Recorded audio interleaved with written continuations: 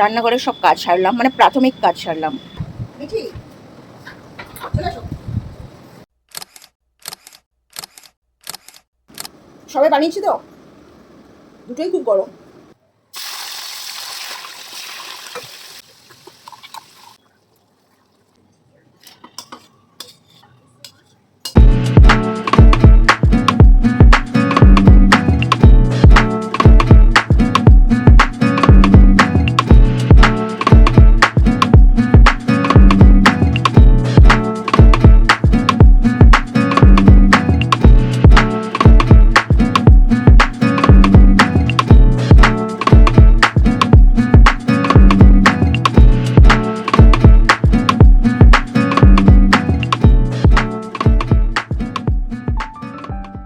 Good afternoon guys.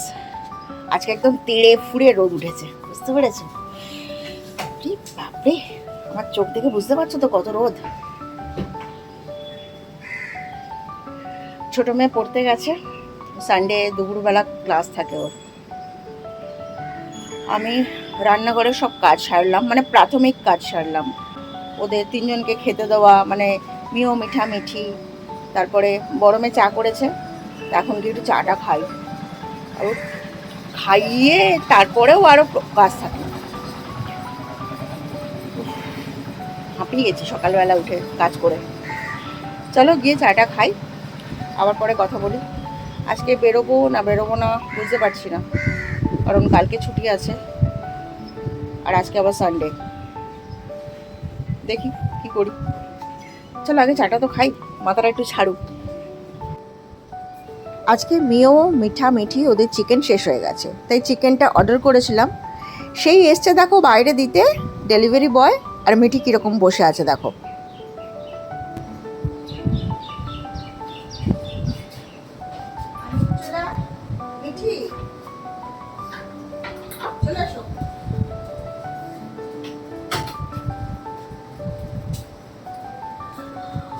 মিঠা মিঠিদের chicken আনালাম, বুঝতে পেরেছো, অনলাইনে। এতক্ষণে দিয়ে গেল। এবার আমি ময়দা মাখছি।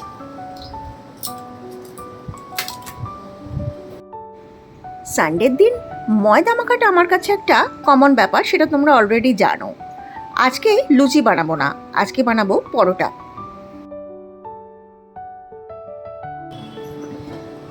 ময়দা মাখা আমার কমপ্লিট।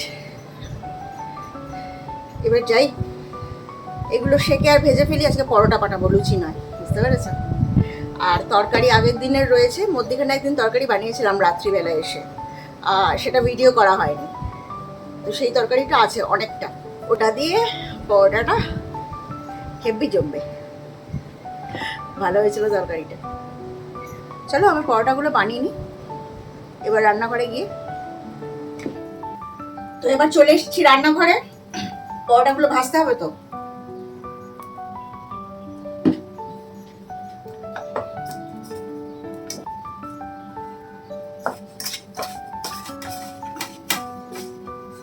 সবকটাতে তেল মাখিয়ে রাখলাম।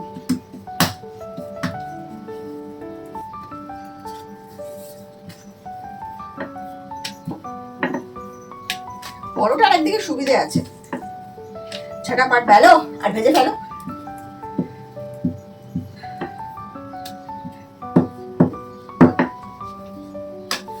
চলো আমি পরোটাগুলো ভেজে তারপরে তোমাদের সাথে আবার কথা বলবো, ঠিক আছে? আমার 1/2 ঘন্টা 45 মিনিটের কাজ দেখো তোমাদের কেমন আমি ঝটপট কয়েক সেকেন্ডেই দেখিয়ে দিচ্ছি। হ্যাঁ, যতক্ষণ ধরে আমি এতগুলো পরোটা ভেজেছি ততক্ষণ তোমাদের দেখাতে গেলে পুরো ভিডিওটা তাতেই শেষ হয়ে যাবে। এই এতক্ষণে শেষ হলো আমার পরোটা ভাজা। তো দেখো আমার পরোটা একদম রেডি। এবার এই প্যানটার মধ্যে তরকারিটা গরম করে নিই।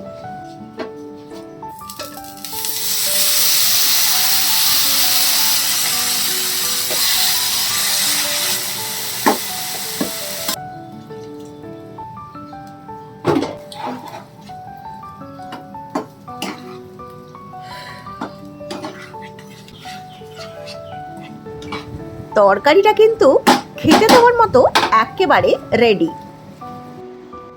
বড় মেয়েকে খেতে দেবো, সেই জন্য তরকারিটা ওর জন্য বাটিতে তুলে নিচ্ছি।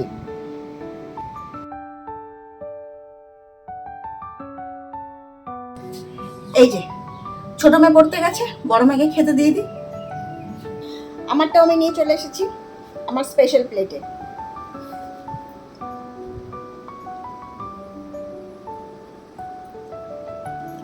সবাই বানিয়েছি তো, দুটোই খুব গরম।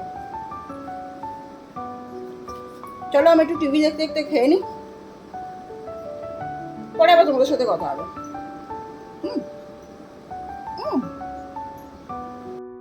চলে এসেছি রান্নাঘরে, রান্না করব চিকেন।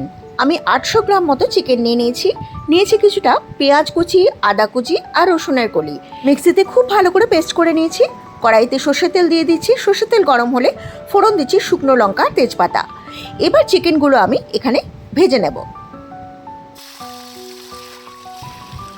চিকেনটা একটু নাড়াচাড়া করে যখন একটু ভাজা ভাজা হয়ে যাবে তখন আমি দিয়ে দেব পেঁয়াজ আদা রসুনের পেস্টটা, আর দিচ্ছি কিছুটা টমেটো কুচি আর মিক্সি ধোয়া জল। এবার খুব ভালো করে এটা নেড়ে চেড়ে নেব আর মশলাটা কষাতে থাকবো। এবার এই মশলাটা খানিকটা ফুটলে আমি দিয়ে দিচ্ছি কাশ্মীরি লঙ্কা গুঁড়ো, হলুদ গুঁড়ো, নুন, চিনি আর শাহি গরম মশলার গুঁড়ো। এবার খুব ভালো করে আবারও কষিয়ে নিতে হবে। এই সময় আমি একটু ঢাকা দিয়ে দেবো। ঢাকনাটা খুলে দেখলাম জলটা একটু শুকিয়ে এসেছে, আবার দিয়ে দেব ঢাকা। এবার দেখো অনেকটাই জলটা শুকিয়ে গেছে আর চিকেনটাও সেদ্ধ হয়ে গেছে। আমি এর মধ্যে একটু কাঁচা সর্ষের তেল দিয়ে দিলাম। চিকেনের কালারটা দেখেছো তো কি ভালো হয়েছে। আমি আবার আর একটু ঢেকে রান্না করব যাতে চিকেনের জলটা না শুকিয়ে যায়। আমার চিকেন কিন্তু একদম রেডি। আজকে একদম সিম্পলভাবে রান্না করলাম চিকেন কারি। তোমাদের কেমন লাগলো আমাকে কমেন্টে অবশ্যই জানাবে। মাঝে মধ্যে বিশাল আয়োজন করে রান্না করার দরকার পড়ে না, হাতের সামনে থাকা ঘরোয়া উপকরণ দিয়ে তৈরি হয়ে যেতে পারে সুস্বাদু যে কোনো রান্না, কিন্তু তার জন্য লাগে একটু ধৈর্য আর যত্ন। তো চিকেন রান্না আমার হয়ে গেছে দেখলে। এবার আমি যাই ঝটপট গিয়ে স্নানটা করে নিই, বুঝতে পেরেছো? বেরোতে হবে তো।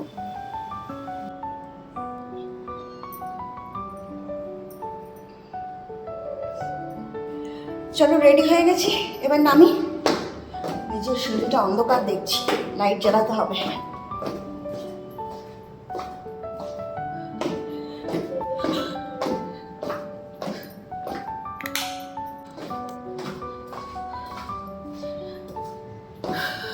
চলো বাইক বুক হয়ে গেছে, নেমে এবার বাইকে উঠি, আবার সময় পেলে কথা বলবো, ঠিক আছে?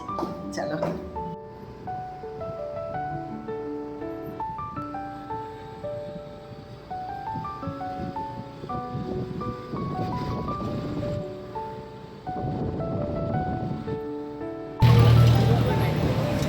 চলো এবার এসে গেছি, ঢুকবো। এত চেঁচামেচি। চলো ভেতরে ঢুকি, পরে আবার কথা হচ্ছে, ঠিক আছে?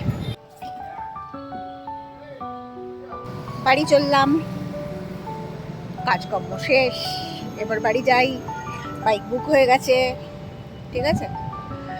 চলো তাহলে কথা হবে কালকে, আবার দেখা হবে কালকে আবার।